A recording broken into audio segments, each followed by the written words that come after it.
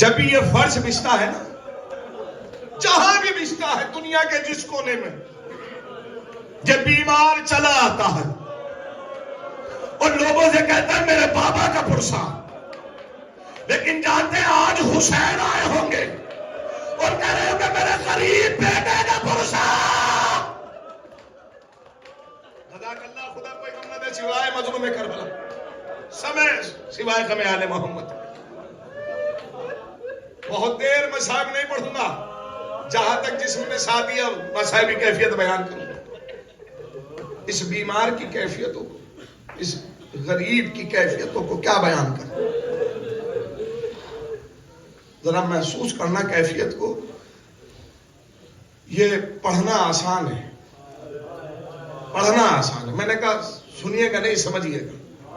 یہ جو لفظ میں کہہ رہا ہوں نا اس لیے کہہ رہا ہوں کہ سنیے گا نہیں سمجھیے گا، کہ میں جب سے یہاں آیا ہوں ہر روز میری 5 یا 6 سالہ بیٹی ہے جو ہر روز مجھے فون کر کے یہ کہتی ہے کہ بابا یا تو آپ آ جائیں ورنہ مجھے بلا لیں۔ میں اس لیے یہ بات کہہ رہا ہوں کہ آج سنیے گا نہیں سمجھیے گا۔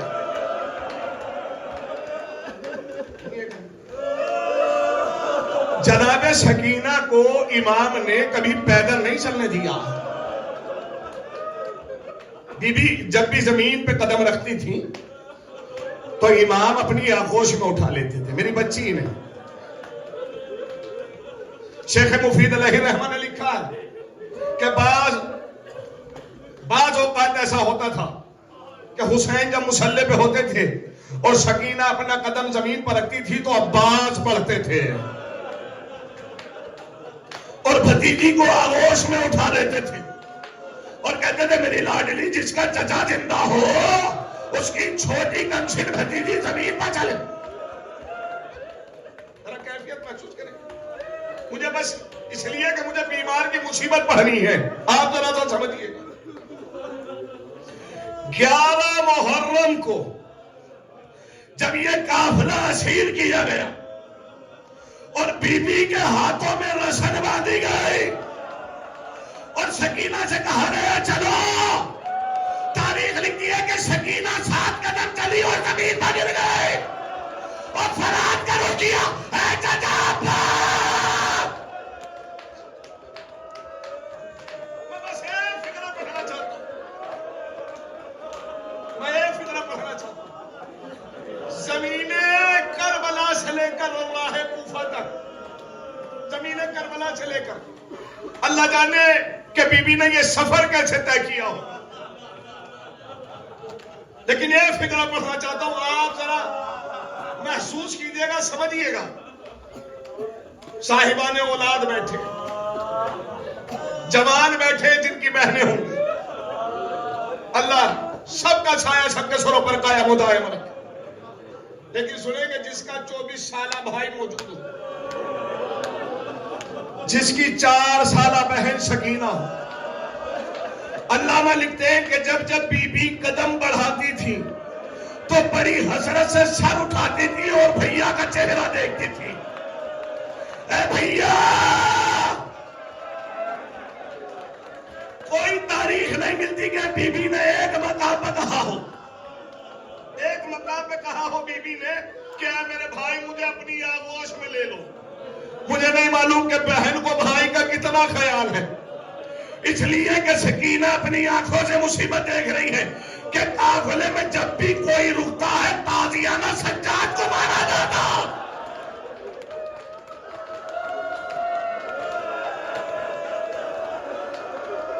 جزاک اللہ، خدا کوئی غم نہ دے سوائے مظلوم ہے۔ جزاک اللہ، آپ گریہ کریں، رونے آئے ہیں رو لیجئے۔ ہر بی بی یہ منظر دیکھ رہی کہ جب بھی کوئی قافلے میں رکتا ہے تو قادیانہ سید سجاد کو مارا جاتا ہے۔ میں نے دن میں بھی یہ فقرہ پڑھا ہے، پھر پڑھ دیتا ہوں اس لیے کہ مصیبت کا فقرہ ہے۔ مقتل نے کربلا کی ہر تعداد بیان کی ہے، بیان کیا ہے کہ حسین کے قافلے میں بچے کتنے تھے، تعداد ملتی ہے۔ جوان کتنے تھے تعداد ہے، خواتین کتنی تھی تعداد ہے، حد تو یہ ہو گئی کہ شہیدوں کے زخم کی تعداد بھی بیان کی کہ کتنے زخم تھے حسین کے جسم پر. شورا نے بیان کیا 1900 زخم تنے چاک چاک پر. زینب نکل حسین تڑپتا ہے خاک پر. ذرا احساس کریں، میں فکرہ پڑھنے جا رہا ہوں، آپ بس سمجھ لیجئے گا. مقتل نے کربلا کی ہر تعداد بیان کی. ہاں اگر مقتل تعداد نہ بیان کر سکا تو دو چیزوں کی. ایک تو یہ کہ سجاد کی پشت پہ تازیہ نے کتنے مارے، ایک یہ کہ سکینہ کے رخسار پر تماچا.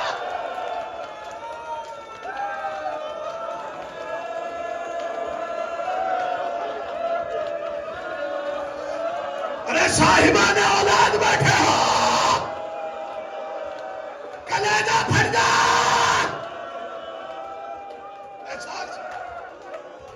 آپ نے دیکھا ہے نا، آپ کے گھروں میں بچے ہیں، 4 سال کے بچے کا وجود کتنا بڑا ہوتا ہے. کم سن بچہ مقتل لکھتا ہے کہ سکینہ کا چہرہ چھوٹا تھا، تماچا بڑا تھا. جب تماچا لگتا تھا بی بی زمین پہ گر جاتی.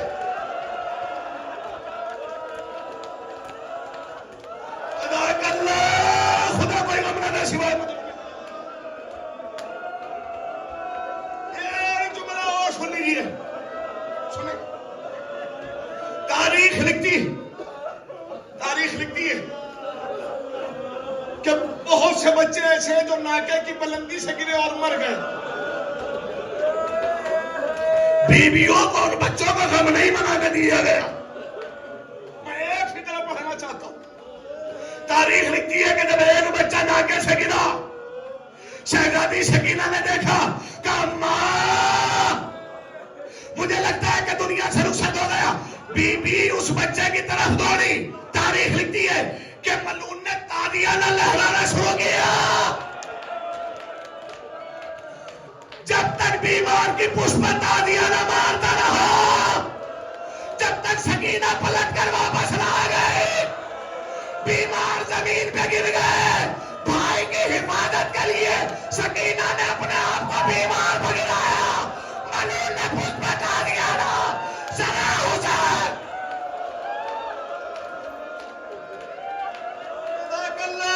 خدا کوئی غم نہ دے سوائے مظلوم کربلا. ذرا صبر کر کے روئیے گا. ایک مقام میں پڑھ چکا ہے، ایک مقام ہو. ذرا میں مسائل تمام کر رہا ہوں لیکن سنیں گے.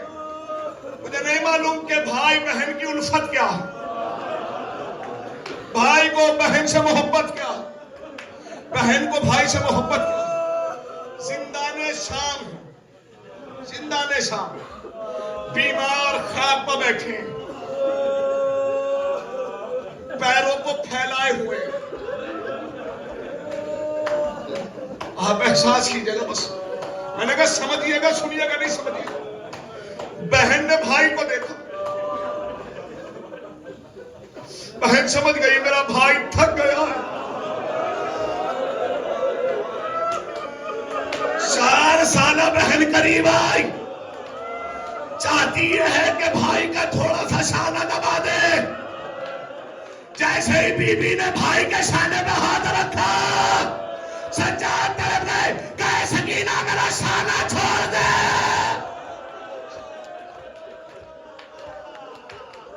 نہیں معلوم مدداروں میں تو فکرے، اور اس لیے کہ بیمار کا تابوت برآمد ہوگا. ذرا صبر کیجیے. میں مجلس تمام کر رہا ہوں، 2 فکریں سن لیجئے بس.